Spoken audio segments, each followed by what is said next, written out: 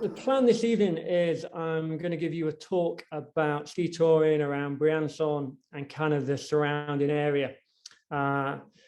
Where I'm kind of referring to, sometimes it's a little bit tricky to explain because the region is known by quite a few different names. You've got the Haute Navash, the Haute Alps, the Ekran, Briancon, the Haute Durance, the Queyras. It's kind of got lots of different names for different little regions, but it kind of boils down to three main sort of mountainous areas or massifs. The Circe, the Ecrins on the eastern side, and the Queyras. And each region on their own kind of has enough skiing to last a lifetime, but I'm going to cover them together because it's very possible to kind of base yourself in the middle and to use all three areas. Especially if you don't mind doing a little bit of driving each day, so you can make use of the different terrain and the different weather that's coming. I'm going to focus mainly on day tours because I live here. That's mainly what I do, and it's more where my guidebook is aimed, or one of the guidebooks I'll be showing you online. But we will include some hut information so that if you want to do multi-day tours, you can actually get the right information to do it. So it's going to be a destination guide to show you about. So a little bit about myself so you understand my background. So I've been out here since 2007, part-time to start with, and then full-time since 2013, or 2012, 2013 winter. I work out here as a climbing instructor. I'm a UK climbing instructor, but I also have equivalents to work in France and as an international mountain leader and as a kayak guide. The great thing about that is it tends to be that all my work comes in the spring, summer and autumn, which leaves me quite a lot of time to play and go skiing in the winter. So I pretty much get to ski tour full time in the winter.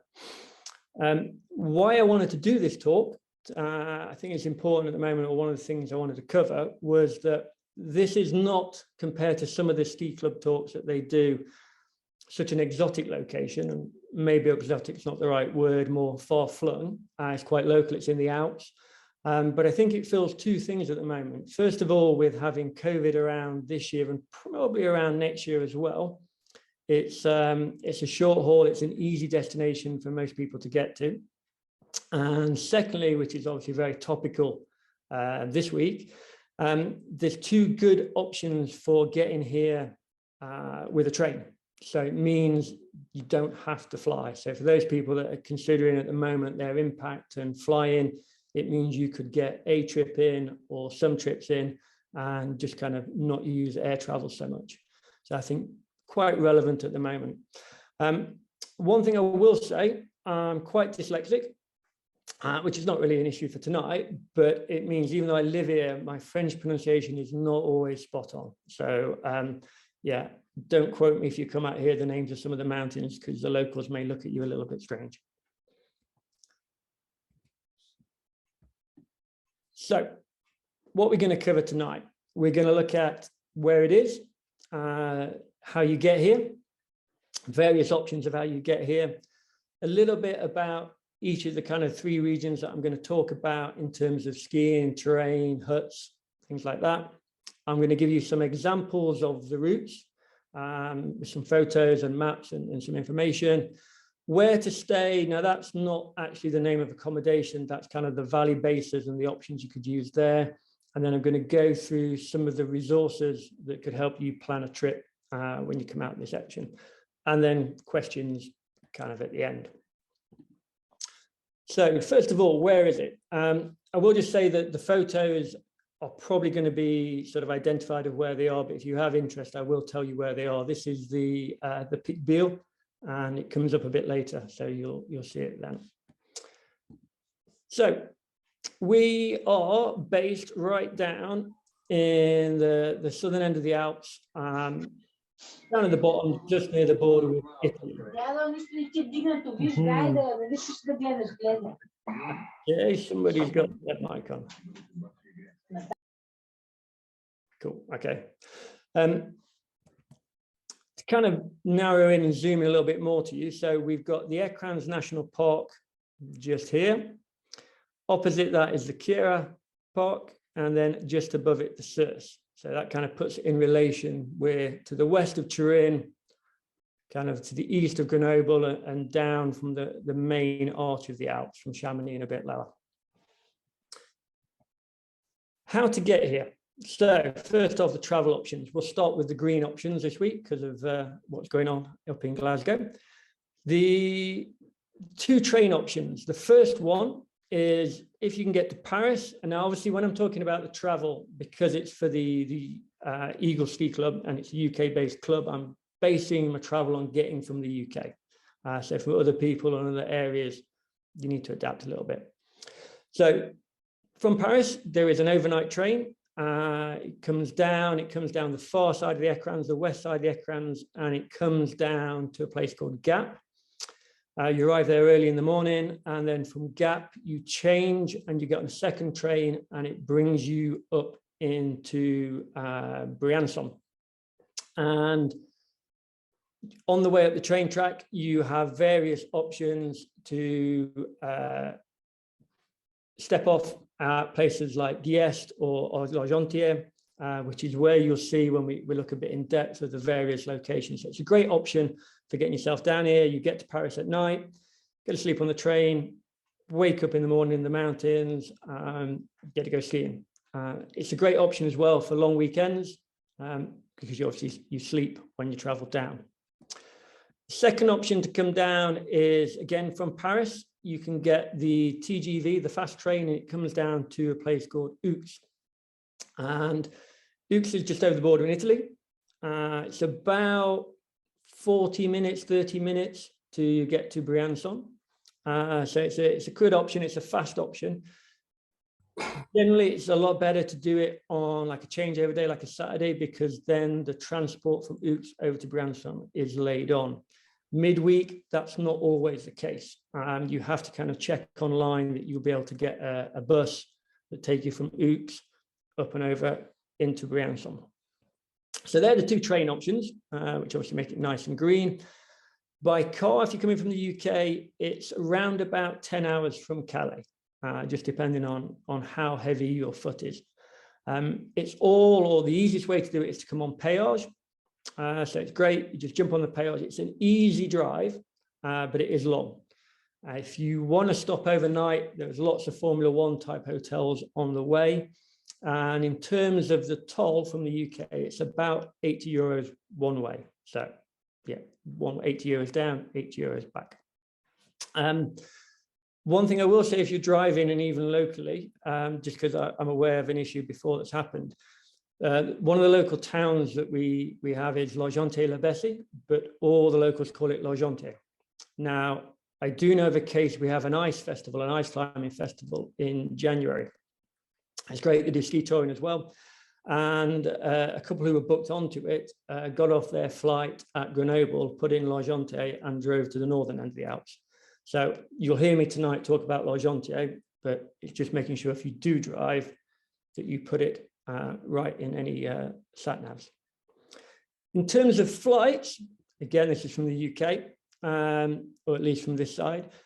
We have the closest airport is Turin, just over the border in Italy, and the transfer time is 2 to 3 hours. Now that's to get to Briancon. If you're going to go to some of the other areas that I'll talk about, and in a bit we'll have a map and show you that, then you're going to add a bit more extra time on.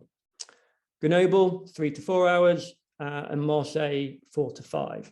So it does give you quite a few options if you want to fly in. Okay, transport while you're here. So if you choose, obviously, to get in, you might want to know about how the options are of getting around. Public transport is not the best here, okay? Within the ski resorts that we'll show you in a bit, you can get a ski bus that takes you up and down, but for touring, it doesn't really work. It's really hard to actually use that. If you're just going to do like a multi-day tour and you just need to get a taxi to the trailhead, that's fine.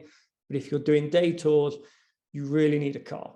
If you're flying in, super easy, pick up a car at the airport. If you get the train in, it's a little bit more limited. There are hire cars in Briancon and hire cars in Gap, which is the major town city further south of us, and the train stops there. But there's not a huge choice. So it's worth, if you want to do that, booking quite a bit in advance. And then a bit of a left field option, and I do know some people that do this, e-bike. There's quite a few places near us that in summertime rent e-bikes for the mountain biking around here. And it's definitely an option in the winter that if you base yourself in a small village up in the mountains and just want to move a little bit, then e-bike could be of interest for some people. Again, contact the local shops and I'm sure they can sort you out. The weather. Okay, so I understand if you read the list, some of these things do feel like they don't apply to a ski area. And the area I live in, Briancon, claims 300 days of sunshine a year. I do think they over-egg that a little bit, and they do base it on 4 hours sunshine a day.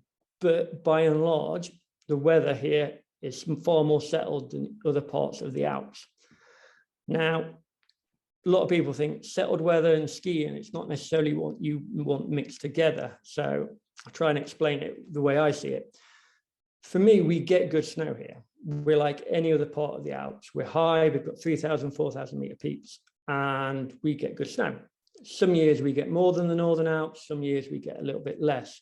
What we don't tend to get is lots of days of claggy, poor weather, poor visibility, kind of cloud and mist clinging onto the mountains. It pretty much tends to be, it's either snowing or it's a blue sky day, okay, which is nice when you're thinking about planning trips, multi-day trips, or having a week that you've got that kind of settled weather to plan your trip and sort of guarantee those things do happen, which is really nice. In terms of, if you count the areas that we're going to talk about as kind of like one big playground and travel between them, it means that wherever the snow is coming from, we generally get a little bit.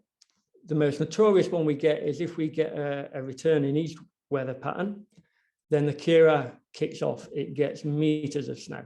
Okay, so that's really, really good. If the weather tends to come in from the north, what we tend to find then is that the snow comes up over the top of the Lotteray and dumps into Circe. If it comes from the south or the west, then we tend to get it in the Ekran. So between the three areas, they kind of pick up their snow from slightly different areas. So we've got a little bit of a map here, and I'm just going to go back a little bit, things I said, because I was aware that I talk about some places and you might not know where they are. So this kind of represents the area I'm going to talk about tonight.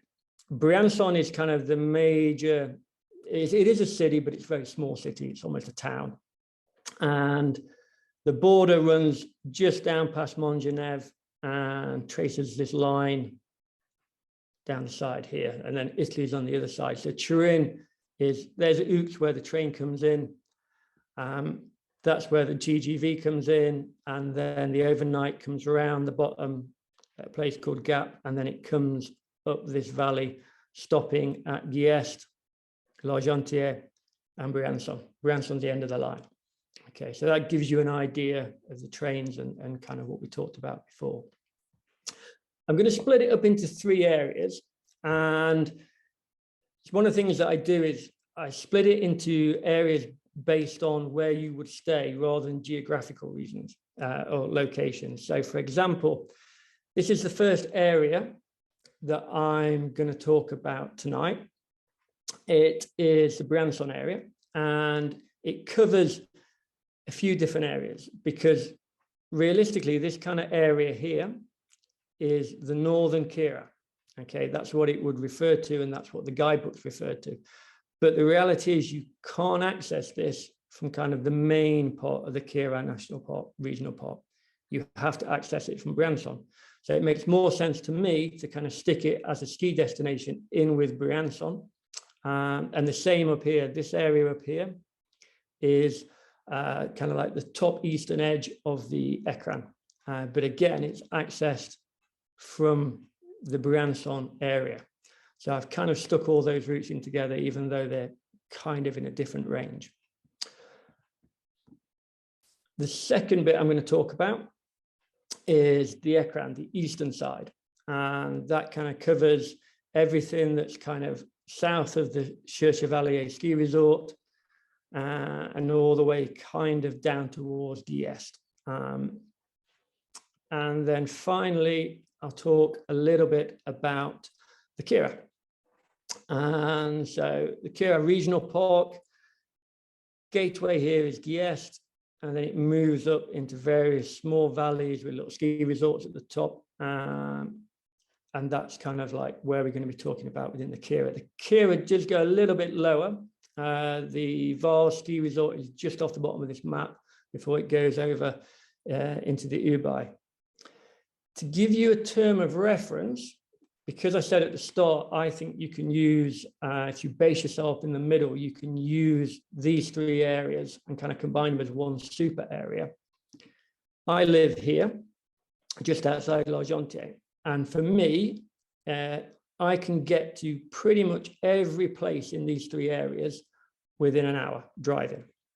So I can be in Navash, which is where they shut the road in winter on the side of the Circe. I can be up at the Col de Lotterie, or I can come down and I can enter through Queyras and go to any of the areas here. And it's normally within an hour. So you can kind of see why I'm saying it is possible, if you're happy to do an hour's drive each day, to kind of base yourself somewhere in the middle and actually ski to all three areas, or make use of all three areas depending on weather and conditions on which has got the best snow. So I'm going to kick off the first area talking about Briancon. So the main massif in this area is the Massif de Circe. It's a really nice place. It's tons of walking in the summer, tons of rock climbing. If you're into multi-pitch rock climbing, there is lots there and nobody really knows about it. So it's really nice and quiet. We're going to cover the northern end of the Queyras, which I should have said earlier, and the northeastern end of the Ekran, so north of the Chevalier ski resort. In terms of the Circe, there's 13 peaks over 3,000 meters.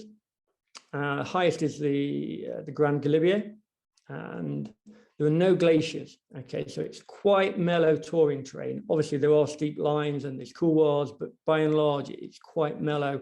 It's a great place to go as a beginner or somebody looking for something that's quite easy to access. In terms of getting onto the snow, one of the things we have in this area, quite lucky, is there's quite a lot of mountain roads and cols that either go over into Italy or into other parts of France.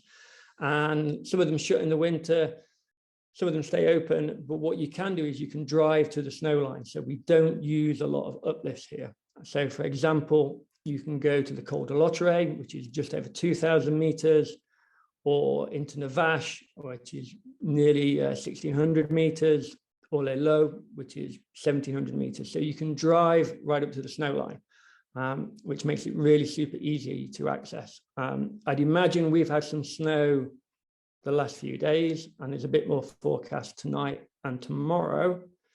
So I'm guessing that actually people will be skiing on the Lotterie by the end of the week. So it's quite handy to get easy access, especially early season. So just kind of show you where those places are.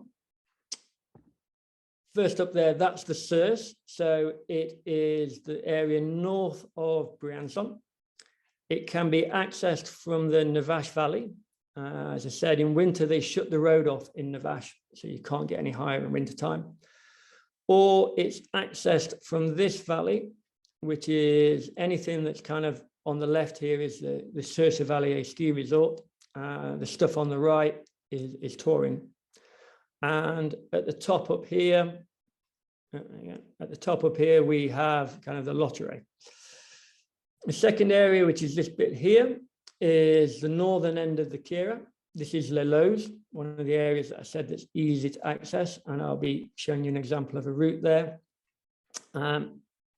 This area is Les Lots, which is again northern Queyras, but fits well within obviously being based around Briancon, and that's the side you access it from.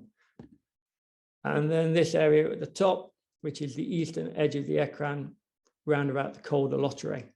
Okay, so they're the four main areas within Briancon that I'm going to talk about. So I'm going to give you some examples of routes in each area. So the first one kind of in the Circe is the Crête de Boude. It's a really nice line. It's quite steady to go at. To give you some stats, it's nearly 1,000 meters. It's 30 degrees. So it's that nice kind of easy angle slope, south facing, and it goes up to about 2,500 meters. So it's quite a steady talk. Just some photos to give you an idea of what the area looked like. This is us heading up on a normal blue sky day. Heading up to the top, this is young Sammy. It's actually his first kind of proper ski tour. And just for those that like it a little bit steep, just behind him here, you'll see there's 3 lines here, 3 couloirs. It just comes down here. They're really, really nice lines as well. So for those that want something a little bit steeper. And then in descent, you can see it's kind of a nice, open, easy access slope, which is really, really good fun ski. A little bit of an overview of the map of the route. These were the couloirs in this top left-hand corner to give you an idea. And you kind of come up this valley and then follow it along and turn and go up to the crest at the top. Very nice kind of line. To go through that a little bit on the map with you, so Navash, so it's the high end of the Navash Valley. They do shut the road just at the village, so you have to follow the road. It's a bit of a ski de fond track.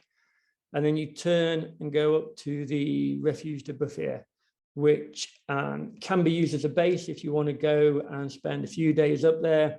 And all this kind of area around here has some good options for touring as well. Okay, so people do go and base themselves there for a few days, or you can use the refuge as a single night and then move on to a different refuge. Okay, the next line, the Russia Goose. So this is in the same area of the Circe, just a slightly further away from Navash, a bit more further south. And this is actually, we're going to do the North Couloir. So some few stats for you. It goes up to about 2.6. It's mainly 35 degrees, but there is the odd patch of steeper stuff getting into 40 degrees, and it's north facing. So the grades are an idea for you there. You start off coming up through some very cool rock formations. You kind of go up this valley, and at the end of the valley, you turn and go up past these kind of towers. And then you kind of progress along to the very end of the valley, and then you will make your way up kind of the couloir and then up around the back of this peak. Most people stop just before the summit. You can get to the summit if you want to, but it's take the skis off and climb. There's also a very cool line if you go to the col, which is just out of shot on the left, and then you follow this ridge, and there's a little corridor that leads down this track here as well. So there's quite a few options from skiing. Few photos of us skiing down.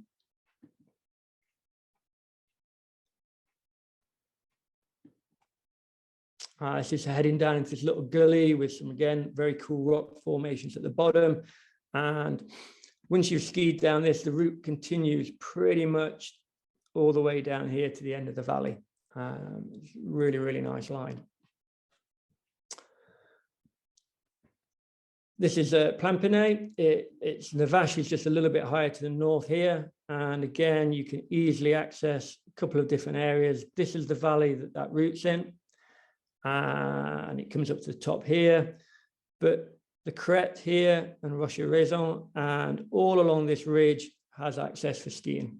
Some steeper lines and some couloirs and some mellow stuff. The actual crête here is very mellow. And on the top, you can go up to the top here, and there's an old border fort that you can go up and have a look at as well, which is kind of cool. So there are 2 routes that are in the Circe. The next route, Cume Obscur, is in Les Loges. So that's the northern end of the Queyras, but still within the Briancon base. This is one of my favorite lines. It's really cool and fun, and you kind of zoom down between these very, very cool rock formations. So just over 1,000 meters, it's 30 degrees. You have to be a little bit careful where you drop in. At the top is kind of a big bowl, and you come in on one side of it, and it has different angles on it and slightly different aspects. So even though it's 30 degrees, you do just need to be a little bit careful on the snow, deciding where you're gonna drop in. And it goes up to about 2.8. You come up a separate route, so it's a bit of a round trip. This is a friend of mine, Rich, arriving at the first col, and a little guy in the distance sort of following us up. So you get up to a col, you then follow the ridge along, and you drop into this bowl, and from the bowl into the coombe. And once you get down the coombe, it's really nice. You've got these little walls either side of you, and you just ski down and ride up the walls either side of you. And at the bottom, again, some very nice rock formations that you get to ski through back down to the valley floor. So this is just an overview. You come up this line here, all the way up, as I said, and then you cross over the top, ski down to the bowl that you can't see so well here, and then a bit of an open face, and then down the coombe. And that's kind of like the really fun bit, where you get to just fly down this cool wall. That's the map to the area. So it shows you going up. Now, the Lows is one of those areas that I said is really easy to access. It is, but because of that, it can get quite busy. But it has access to a lot of skiing. So the track that you would follow in here to the start of kind of to the route is a ski de fond track. So you can ski, it goes all the way up to here and then kind of circles back on itself. So you can ski in on the ski de fond track, and then you can pick any of these kind of peaks, the col here, the coombe, this col, the summit, and all the way around here is a ring of mountains you can pick to ski tour, which makes it a great place to head into because you have every aspect and lots of options to pick from depending on what the snow is doing. Or from the other side, you can come in on this road here is shut in winter, and it goes up to the Col d'Izoard, which if you're into your road biking, you'll know from the Tour de France. But they shut it in winter, and it becomes another ski de fond track. And again, it allows you to access this big area here. So you've got the Col de Pegu, the Grand Pegu, and a series of mountains that kind of come around the back here, which allows you to go out ski touring. So it's a good option, but it can get a little bit busy. The next line. Okay, so we moved over into Les Ayes. This is the East Couloir of the Petit Puy. It's a nice line. Les Ayes is a lovely valley.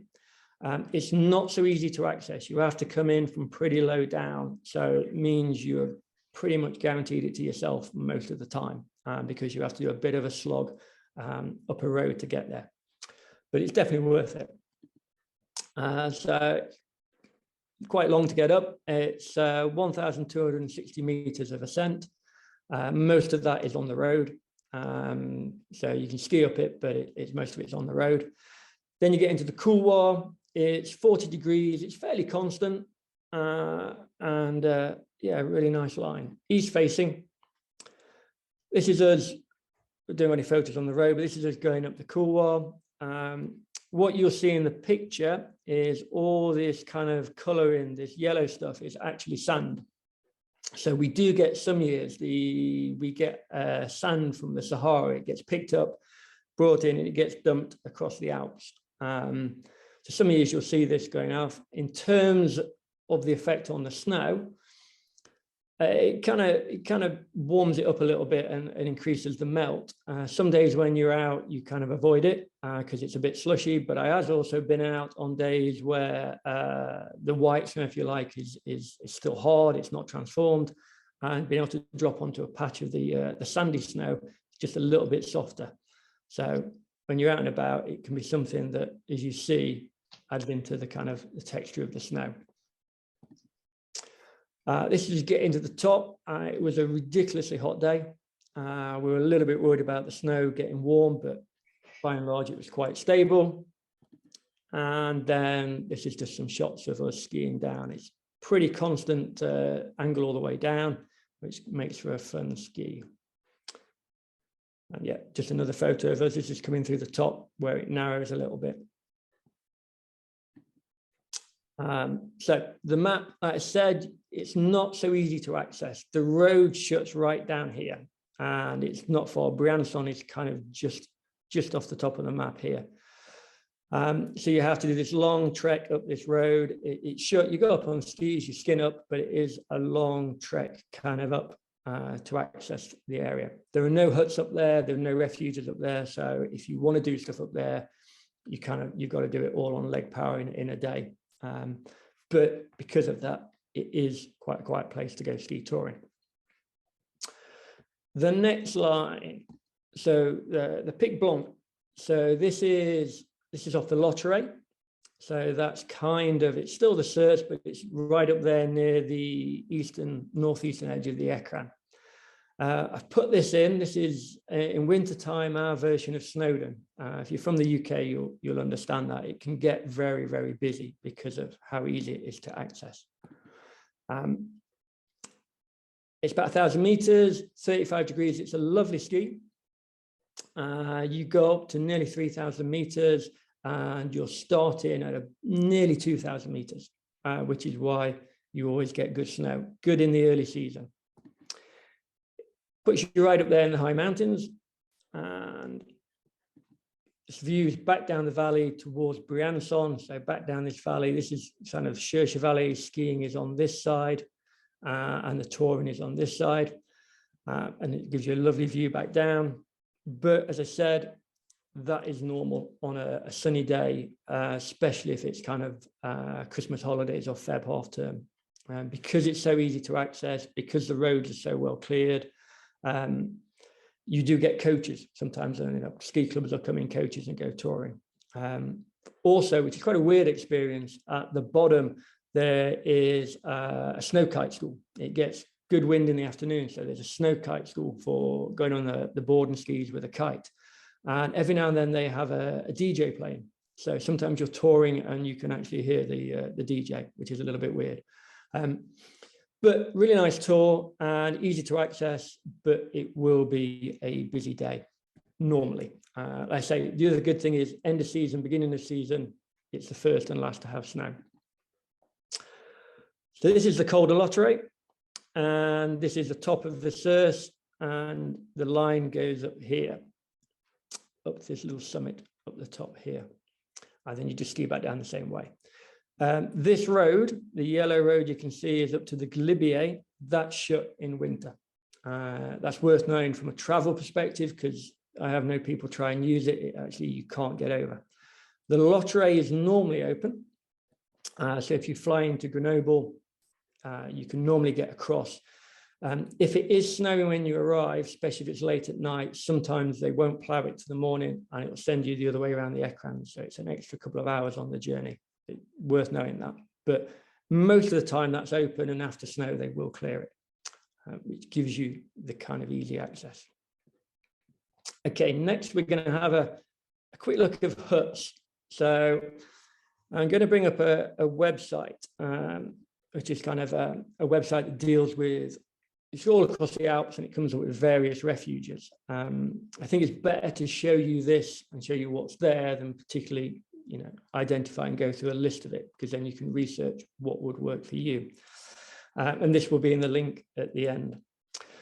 So in the Circe, the main area where we've been talking about, there's a couple of refuges that kind of come up. So this website gives you a breakdown of lots of options. It covers refuges that are kind of manned, even in winter, refuges that are manned in summer but have winter rooms in winter. It even has like shepherd's huts, some of them even with outdoors on, that can be used in an emergency. So in terms of the main refuges, you have the Refugee Buffet, which is the one we talked about in the first ski tour. And here we go. This website will give you all the details. It will tell you how many people it will sleep. It will tell you when it's open. What I will say is this point here is when it's been modified. Some of these don't get modified very often, so they're worth checking, especially if they're quite remote and you're looking at little shelters.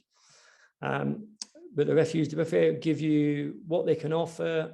It'll give you a website so you can book into it, and the kind of photos. So this would be the refuge you could use if you're going to do that first route or any other routes in that area if you want to go and spend a few nights up there. So that website will help you. It also has sort of some more obscure things in. So I went to look at this the other day for a route I was planning this winter. And it covers these kind of things. So like the little 3, 4, 5 person shelters. So if you wanted to use those as part of your tour, then it covers the information for that as well. And it'll give you the photos to show you what they are like. So let's say Refuge de Buffet, Refuge de Chardonnay are the 2 main ones.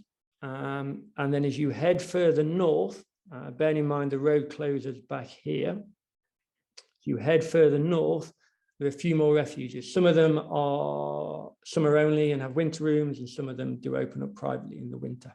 But this website, there'll be a link at the end, will show you kind of what those options are. Okay, valley bases. So if you wanted to ski just this area, and sort of not all 3, but you wanted to base yourself just for this area, there's a few options. Briancon's the biggest. It has the best facilities in terms of supermarkets, in terms of gear shops, in terms of places to get fuel for your car hire, stuff like that. It's the biggest place. But you also have up this valley here, which is the Chevalier Valley, the ski resort. You have Menetier-les-Bains, Saint-Chaffrey, lots of areas that have accommodation for skiing within the piste. So it's very possible to base yourself there, and you can do a split of piste skiing, off-piste, lift-fed, or ski touring on the other side of the valley. If you go up, there's like this little valley here that takes you up to Navash.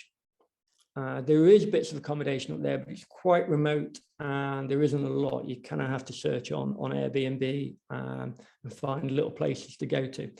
But there is a few options you can actually use. You could even get away with staying in the Montgenèvre ski center and then driving down from there if you wanted to. So again, you could ski in Montgenèvre a couple of days on piste and then use that accommodation as a base to day tour in the other areas. That'd work quite well. So that's the kind of the idea from Briancon, and then we're just going to look through that for the other areas as well. So we're going to move on to the Ekran. I kind of split it into 2 parts. I always think of it as 2 parts on the eastern edge. The first part is the stuff that's super easy to access. It's kind of by the road. It's very similar to the Queyras and to the Circe. There's no glaciers there. There's options for all levels, and it's not super easy to access because there's no high coal roads, but it's definitely relatively easy to access, even though the days may be a little bit longer or the distance up might be a little bit more. The second part is the high Ekran, so the national park stuff. That's the big 4,000 meter peaks, lots of glaciers, lots of technical terrain. Yeah, it's the kind of stuff where you're going to go head up and you're probably going to definitely need your crevasse kit and ropes, axes, things like that. I'm not going to talk too much about that for 2 reasons. The first is because I'm kind of describing all 3 areas as one big ski area. The time of year when the other 3 are in, it's really hard to access the Ekran. Okay, so most people wait till spring until everything else is melted, and then you can get further up the road into the high Ekran. The second reason is because I work as a climbing instructor in that time of spring, I've spent all winter on my legs, and I need to spend a little time training my arms before the summer season kicks off. So I tend not to get that much skiing high up. So for this talk, we'll cover the kind of the easier access stuff, but I will tell you about the guidebooks for the high Ekran. So it kind of roughly covers this area. L'Argentière is here. Briancon, I'm trying to pin together where it is. Guest is down on the south. It's got a few different areas within it. The first one is kind of just here. It's Mount Brisbane. Lots of nice touring on there. Some of it can be accessed from Briancon, as you can imagine. You come in from this side, and some of it's accessed from more L'Argentière side. Second point is it's kind of Tête Ferrand, which is a little bit further down to the south, accessed opposite Guest. We then have kind of, I call it the Puy Saint Vincent area. So it's kind of the valleys in between. You've got Fresinière, Funel, and the stuff at Puy Saint Vincent. Again, all relatively easy to access. And then lastly, just to include it, we have the high stuff, so up near Pelvoux. So that is Pelvoux, Pixons-Nom, Elfouad, the Bas de Ekran, all the high kind of alpine stuff that we talked about a minute ago. Oh, just skipped one second. Okay, well, that other slide we skipped was just telling you the routes. So we're going to look at the routes. The first route we're going to look at is the Tour de Tenay. It's in the Mont Brisbane area. It's an absolute classic. Quite a big day out. So it's 1,100 meters up. Ski down is 40, maybe touches of 45 degrees in places on it. And you're going up to about 2.5. You start off at a place called Boucher, and you climb up this ridge to kind of get onto the snow line. Normally the time of year you want to be on it, most of the snow has gone off the ridge. So you do feel like you're kind of taking your skis for a walk. It feels a little bit strange. You almost want shorts on.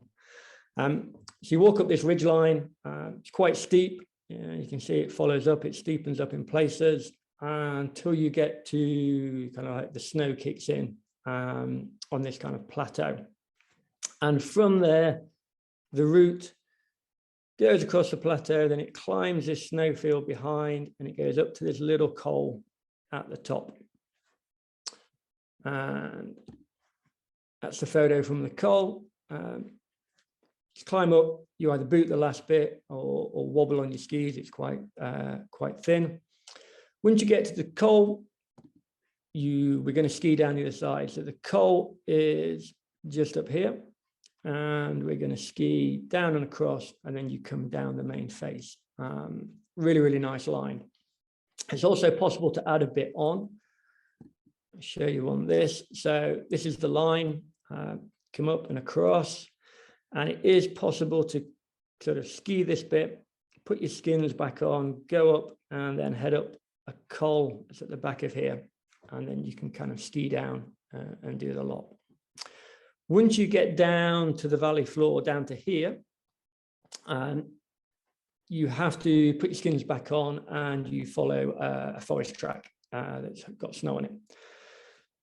So you start at Boucher, which is here. This is the line, and then you come down the far side, and then you have to follow this back down, which does make it a long day, but it is an absolute classic.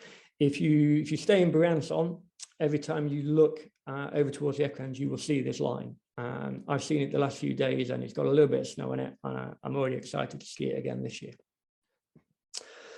Next line we've got is a Tête Ferrand. This is kind of probably looks a bit more what the area is famous for, or definitely known for, which is skiing in the larch forest. It's my favorite powder run. It's quite a lot of people's favorite powder run, so it does get a little bit busy on a powder day. But if you go early and go quite quick, you can normally get first lines in. Just over 1,000 meters up, it's 30 degrees. So it's that nice angle. Most of it's under 30 degrees. There's just like an odd patch of 30 degrees. You just have to be a little bit careful. And it faces the east. And most of these photos will be quite snowy because it is our favorite powder run. So this is a friend of mine on his split board. Equal opportunities will include split ballers. Going up and then coming down. That section there is probably where the trees are the tightest. It's normally quite open. But yeah, it's a really nice experience skiing down with all the snow. Yeah, that's again gives you a good idea of what it's like. You can just blap through the trees. Great fun. Overview photo of it. what we tend to do, what I tend to do, is you park and you kind of ski up. On the way down, you can kind of ski anywhere in the trees. It doesn't matter. You just need to be a little bit careful you don't drop off either side, because there are some cliffs this side. It goes into a gully the other side, which you can still come down, but it's not the nicest to ski. Very often, if we're doing it as like a powder day run, so after fresh snow, we just go to the top of the tree line. Above it isn't very steep, but very often it can get a little bit wind affected, and it's just normally a nicer run to kind of start at the tree line, which is a good option. Here's the map, just again an overview. So they shut the road off here, okay, in the winter, and you have to ski up the road. If you continue up the road, the same road kind of gives you access to lots of kind of touring in this area here. Again, lots of different peaks, lots of different options. It's quite nice as a skiing area. Next, we'll move on to Leblance. Leblance is the Puy-Saint Vincent, Pelvoux area, so it's kind of slightly further up the valley. It's just on the edge of the high Ekran, literally just on the edge of it. These mountains behind are kind of into the high Ekran area, and this couloir here is a lovely ski. I can't remember the name of it off the top of my head, but it's a really, really nice ski. You actually can get a ski rando pass in Chevalier, which is over here, and you come up on the lift, ski down a bit, climb a bit, traverse a ridge, drop down and climb up again, and you end up at the back of this couloir. You ski that line, it takes you down to Elfwad, and then from there you ski all the way back down to the valley bottom. Really, really nice line. But Leblance is great. It's great for a few reasons. You'll see height up isn't a lot, and that's because the Pelvoux ski station is below it. So you can jump on a chairlift. You can get a rando pass in the morning. It's about 13, 14 euros. It'll take you to the top, one run to the top. And then from there, it's quite a short sort of skin up to the top. It's 30 degrees to come down. So it's a nice angle. Goes up for about 3,000 meters. So good snow. It's almost enough snow at the moment. We had snow last night down to the top of Pelvoux ski station. So it's filling in quite nice. So you get to the top of the station and you put your skins on and you start to climb up this ridge with stunning views. Just at the edge of the ridge, you then start to climb. Leblance Summit is just behind this kind of rocky peak here. You kind of go around the back and up to it. And then that's a ski down. It's a big open area, lots of choices. You can see lots of people's tracks there. This is the end of the ridge on the way up, and some people just go to here, which makes it an even shorter skin up, and then they ski back down this side. We went to the top this day and kind of skied all these very nice lines in very nice snow. Yeah, just another one of me skiing a bit further down. This is the kind of map of Leblance. This is where you start and you come up, and some people finish here. That's where that group was. Most people ski it over on this side, so skiers left. Some people sneak down here, kind of right in the red. You can come down the middle. What I will say, there's quite a few gullies and coombs and things you can drop into, and a lot of them you can ski through, some of them you can't, so you end up having to boot back up and come back round. So it's probably worth, if you went to ski this, to kind of stick into one of the sides that's a bit more open, especially for your first few runs. It can get a bit frustrating skiing into dead ends and having to boot back out. Overview of the map. This here is the Pelvoux station, and then there's two lifts that get you to the top, and then up you go. The other line I've drawn on here is again a local classic. It goes down, it's the couloir de Raoult, and you take the same lift up and you skin up over the ridge, but then you traverse to this point here, and then you drop into this couloir and you ski all the way down to the valley floor, and then round the bottom. This is Elfwad, and you come down this road. This road is shut in winter. They shut it round about here, and you ski down this road, and you can actually ski all the way back into resort. That's a photo from the top, looking down the cool wall. To get in, depending on snow conditions, sometimes you have to abseil, sometimes you can get in with just an axe and a bit of down climbing or ski it. But yeah, nice line all the way down to the bottom. This is taken from the cool wall I was talking about earlier. I can't remember the name of, and yeah, you can see the line there. Really nice line. Great ski. Hudson Refuges. I'm not going to go onto the website on this because I'm aware we're probably going to run over a little bit on time. You'll be able to get access to this and the links, and it will show you it. Unless you're going into the high Ekran, in which case there are a lot of refuges. They tend to get staffed about June, start of June, end of May, early June. There are not that many outside the high Ekran. Those that are, let's say, they're either winter rooms or they tend to be staffed and catered from end of May, start of June. In terms of the valley bases, L'Argentière is the biggest town. It has the biggest facilities in terms of supermarkets, fuel, access for stuff like that. But accommodation, you have Veloise at the top, which is a very pretty alpine village, a very nice place to stay. The Puy Saint Vincent ski resort, so you can stay there as well. L'Argentière is perfect. And then there's a couple of places I'm aware of, Gite in Saint-Quentin, and a couple of other places kind of up and down the valley. And as I said at the start, if you want to combine all three areas and you're prepared to do a bit of driving, then kind of L'Argentière is perfect because it's right next to the main road up and down the valley. And like I said, I live just outside L'Argentière. You can be most places within an hour. Okay, so we're going to go on to the last area. We're going to go on to the Queyras. It's one of the oldest sections of the Alps, and it's probably one of the last to open up to tourists. So it's quite unspoilt, and there's very few big ski areas. Okay, the ski areas are there, very, very small. Lots of peaks over 3,000 meters. There are no glaciers, and again, access to snow is quite easy because of the roads that go through the Queyras up and over into Italy. They shut, and obviously where they shut is where the snow line is. So it makes it really easy. Kind of an overview of the area. You've got Guest, which is the kind of the main town as you drive in.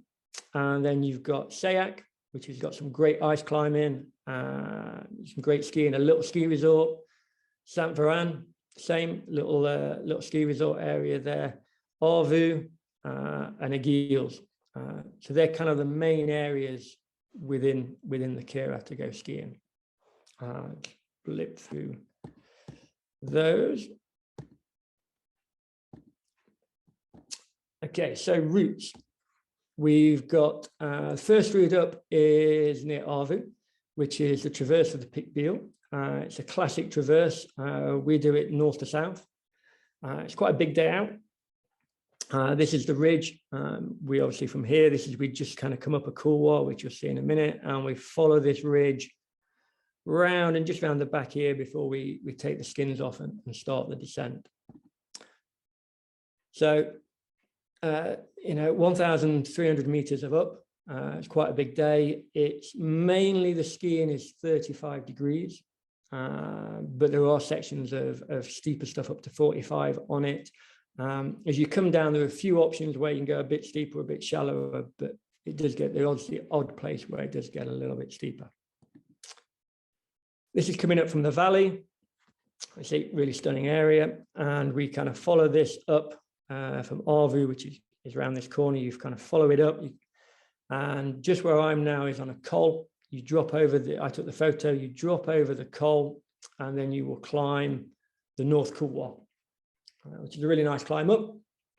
I definitely recommend crampons and axes because north facing it keeps it nice and firm. Climb that all the way up to kind of like this little summit, and then from the summit, that's the photo we saw earlier. I say we wake our way across and put our skis on just the other side of here. That's me route finding or thinking about what I'm going to have tea tonight. I've got one of the two. This is one of the steeper sections. It can be a little bit tricky finding your way into this because the ridge that's above me, There's little breaks in it that allow you to access this face. So you need to be quite confident where you're going on it, because it doesn't always look like that's going to be the obvious line. And then this is just a little bit further down. We took a slightly steeper line that came through these rocks. Normally I have done it before and these rocks are covered, but this year it was a bit low on snow. So we had a little bit of a scrape on it. The map of it, this is where we start Arvu. All the way up here is kind of, it's not really ski de fond, but it is a road that gets pretty tracked. And then from here, you kind of head off. You can follow this road all the way up to a col, which is a very nice kind of intro to ski touring, because it's very mellow, it's on the road. And it also then gives access to a lot of the other areas kind of around it. The next route, so the Pic de Escran. This is near Sayak. It's a really, really nice line. It goes up, so the Escran Valley is like a nature reserve, shut off in winter. And we're going up just onto the edge of it with this route. It's 1,200 meters up. It's quite a big day. It feels like quite a big day. Steep as it gets is 35 degrees, and it has kind of a bit of a mixed east-north access. Again, stunning valleys. You wander up under this big rock face. When you start quite low. So sometimes you have to boot the first section, but once you get up to the snow line, it's really nice and it's really, really pretty. You'd follow it up to the ridge, and then from the summit, this is rich skiing down. This gives you a slightly better aspect. So we came up this way and you kind of traverse up onto this ridge, and then you climb here to the summit. We did try and find a way across the ridge and then to come down here, but it probably involved a few abseils, and we hadn't got that kit with us this day. So again, we skied down and then kind of just cut out to pick up the fresh snow, which was really nice. So just an overview on the map. You've parked down here, Sayak is here, and the ski resort is just to the right off the map, and the ice climbing is just to the right off the map. And yeah, great line. You come up here, work your way up through the trees, and then this area here is where the cliff face was in the photo, and then you kind of zip round onto the open stuff and up to the top. Another line, so this is the Point de Marcelette, which is near Saint Veran, one of the other areas. Some really good skiing around Saint Veran. It's just over 1,000 meters, 1-1 up. Again, that kind of 35 degrees, which is a really nice angle. It's a nice day. You set off and follow a ski de fond track, and then you turn off into this valley. And we kind of turned off again right in this next valley here as well. Where there's a couple of options for this route. The route we did, we kind of went up the same way as we were coming down, because there's a waterfall, there's an ice fall there, and you can normally access it both sides, or at least one side, and we just wanted to check what that was going to be like. But there is an option to do it as a circular route. So this is us actually coming towards the top, and we're going to that little col there, and then normally we'd finish on the summit. This day we actually stopped down here because the snow was quite wind affected. We didn't think it was really worth going any higher, just to ski on bad snow. And then kind of the rest of the snow was perfect, as you can see from the kind of trace we'd put in. Ski down was fantastic, lovely and powder, really, really nice ski. And then at the end, a little blast through a boulder field, a good opportunity to practice your little jumps. So this is the map. Saint Veran is here. And this is the line we took, the green one. We went up and down the same route, but it's also possible to not turn off and come up this valley. And you have the option to go to, there's a little col here, and you can ski back down from the col. Again, that makes a very, very good beginner ski tour, or an intro to ski tour, or a half day. Or you can come a bit higher, and it's kind of like a big face that comes down or to the north here, or some cool walls if you fancy something a little bit more interesting. Or you can come all the way up and you can actually traverse the summit and then do the ski that we did. I have done this before. It's a really nice traverse over. like I say, the only thing is there is a frozen waterfall that you can normally pass. But when we did it and I took the photos, I just wanted to check because it was a bit later in the season. Hudson Refuges. I will just quickly zoom into this. There's a few more options here if you want to do hut-based stuff. It is possible to start in Sayak and work your way over to Abrias to cover quite a lot of it. And Refuge Leblance is one, and Refuge Ergola is another. And you can basically come from Sayak, which is kind of over here, trip to Refuge Leblance. You can do a tour, long tour, brings you back to this refuge. And then there you can come all the way down into Aguiles. So it does make a quite good multi-day tour. Again, there's lots of other options. You can explore this on the website in terms of shelters, survival shelters, huts, hovels, places that you may not want to spend the night but need to spend the night. But there are some refuges that allow you to do some good multi-day tours in the Queyras. Valley bases. Okay, so you have Giest, which is a major town at the bottom. Giest is, again, all the amenities, big supermarkets, fuel stations, kit hire, really, really nice. It is a little bit far out. If you wanted to just ski this area, I probably wouldn't base myself in Giest because it's quite a drive each time up and down. You know, it's okay if you're based at L'Argentière and you're happy to explore all three areas, but if you only want to do the Queyras, then maybe one of the other resorts is a bit better. Just depends what you want. There's more bars and restaurants in Giest. So we have Sayak, which is a ski resort I talked about earlier. Saint-Véran, another ski resort, lots of accommodation there. Arvu and the Aguiles. They're kind of like the options.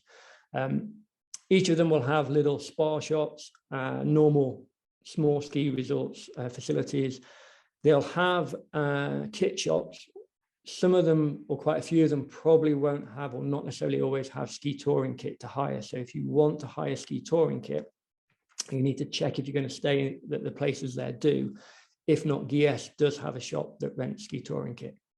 But yeah, you could pick a base. You could base yourself in Saint-Véran and do lots of touring in this area, or one of the areas, or travel back and forth.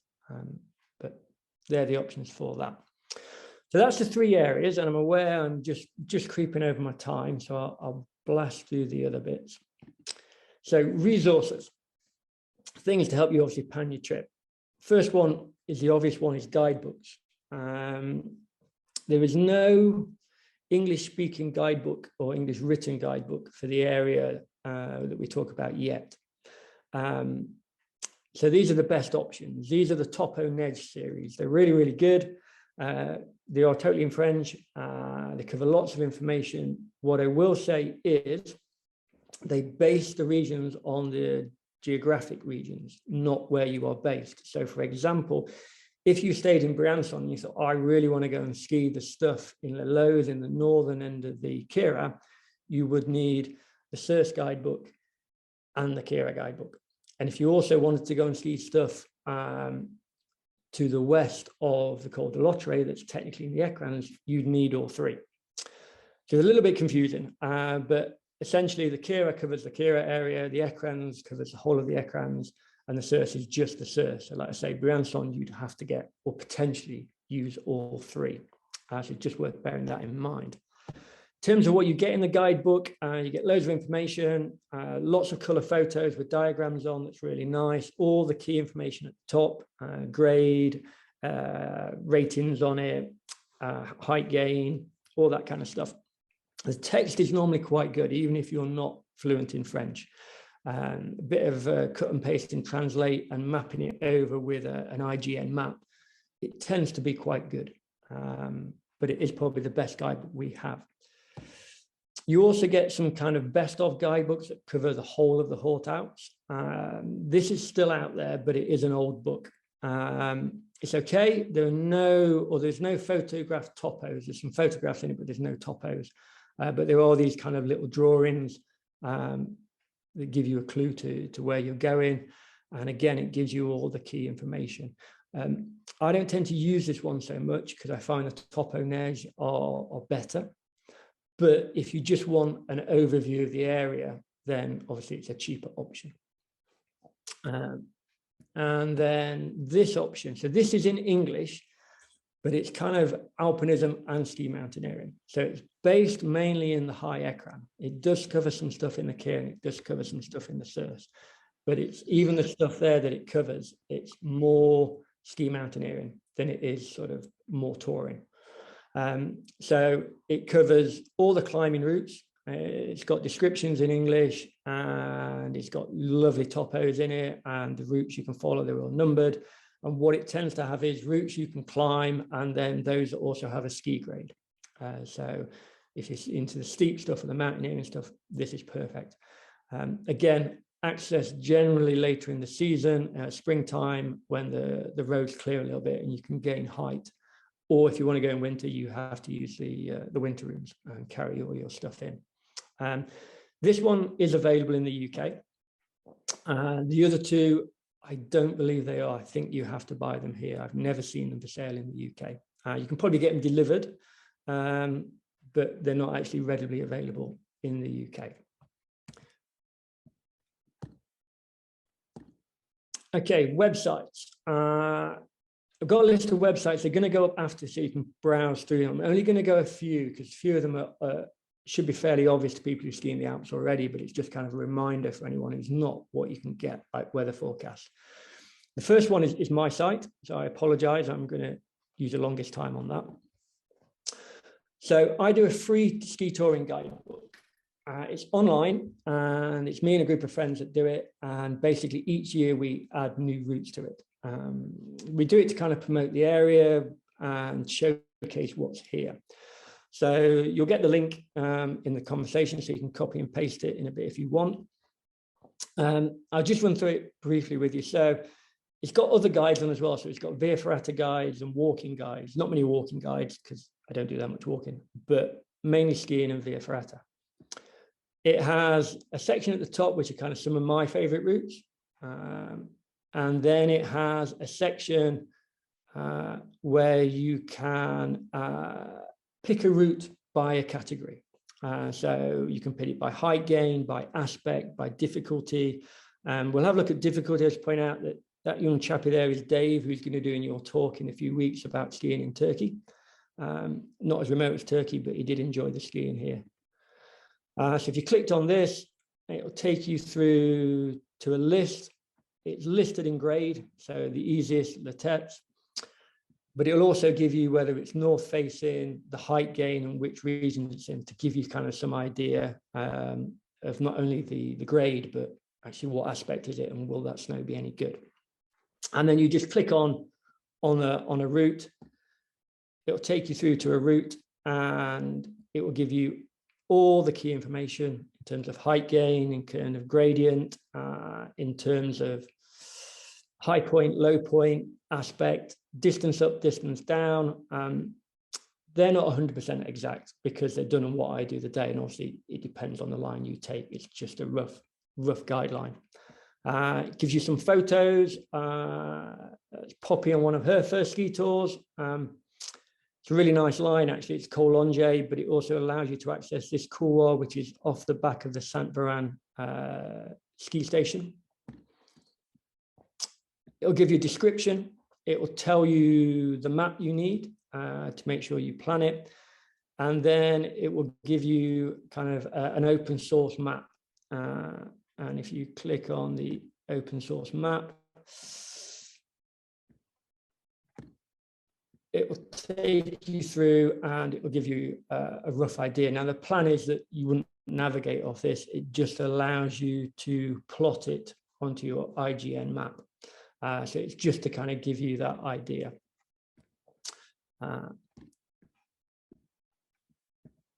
Okay, and the other thing it gives you at the bottom is it gives you a GPX.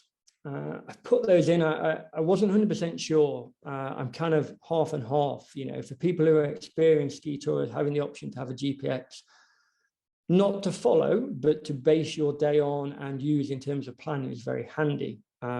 Obviously, I'm very aware that there are some people out there who would get a GPX and just follow it blindly. That's not what I wanted, but yeah, I have put it on. And then there's a parking button which takes you to Google Map and where the parking is, so you can actually get directions to the parking, because you don't want to get lost before you even get on the snow.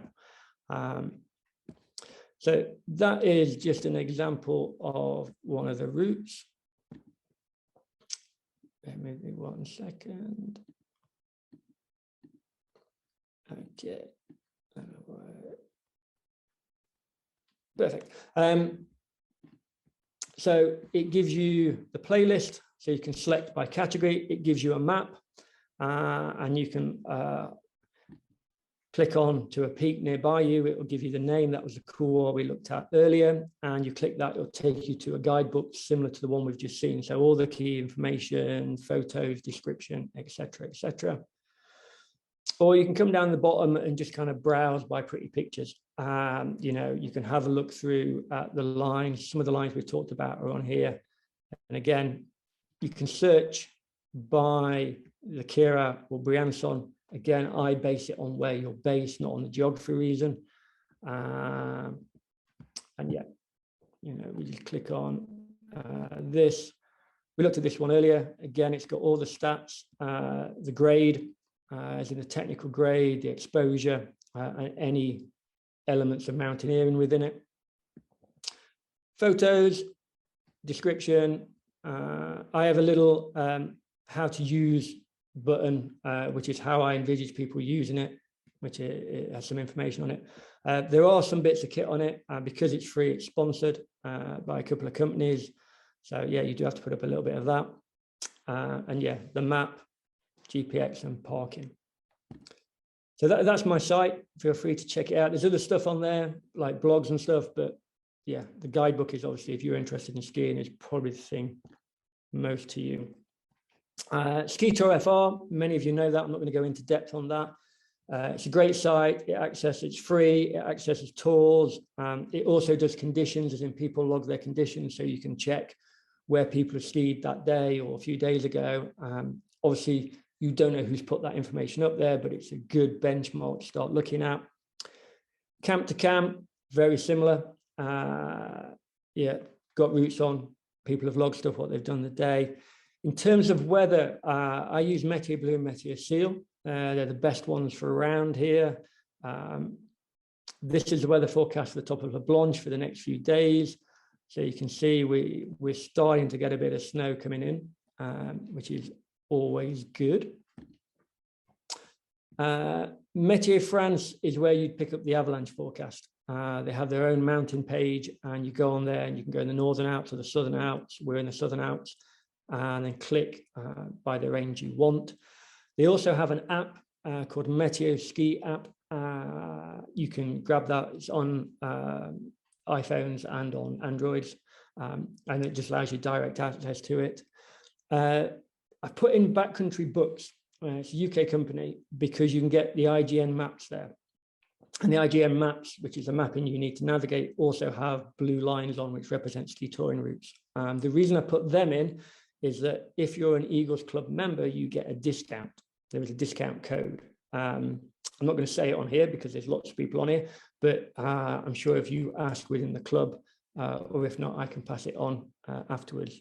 You know, I have no other connection than that, but because this talk is for the Eagle Ski Club, you know, and you can get IGN maps through there, and you can also get the ski mountaineering book through there if that's your thing. Lastly, then, the last two ones is that's a link to the app, to the IGN app, so you can get the app on your smartphone. If you want to use the maps offline, it's about 12, 13 pounds, euros a year. You subscribe to it, and that gives you access to the map on your tablet or your smartphone. It's quite good. You can do 3D on it. You can plot routes on it. It's quite a good navigation sort of tool to use alongside a real map if you want to when you're out and about. So that's worth knowing. And then lastly, the Refuge Site, which we've talked about. It shows you all the refuges. It actually, I'll just quickly show you, covers pretty much most of the area up in Europe. What I will say, as I said earlier a little bit, some of the stuff is out of date. So occasionally for me, if I'm looking at something that's not got a website on top of it, e.g. a refuge that when you look at it, sends you to a website that you can book. If it's just a little shelter, I will look at it, but then I'll either, because I live here, we'll try and walk and see it in the summer or autumn, or we'll look online for other sources of information. So it's a great starting point, but if you're looking for something a bit obscure and these little kind of bovies and stuff, then yeah, you probably want to do a little bit of checking to make sure that everything is up to date, still got a roof, which is kind of handy. I think that's roughly it. Hello there. I've got a question. If I wanted to get a guide to Briancon area, does your website give any steer in that direction? I'll say first, it does, but also I think Kathy pointed this out, that the Eagle Ski Club does also, potentially run trips to this area as well. There have been on the cards over the years, and I believe there might be an upcoming one. But outside of that, yes, it does.